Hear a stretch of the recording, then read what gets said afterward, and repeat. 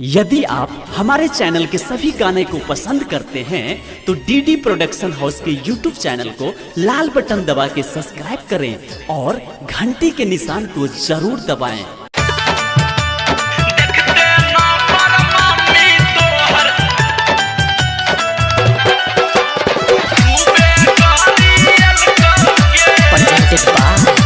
DD production house. भोरे भोरे phone के लिए मम्मी तोहरा उठल कहोगे, हाँ मम्मी तोहरा उठल कहोगे, मम्मी तोहरा उठल कहोगे। देखते नंबर मोगिया हमारा खूबे गाड़ियल कहोगे, देखते नंबर मोगिया हमारा खूबे गाड़ियल कहोगे, देखते नंबर मम्मी तोहर खूबे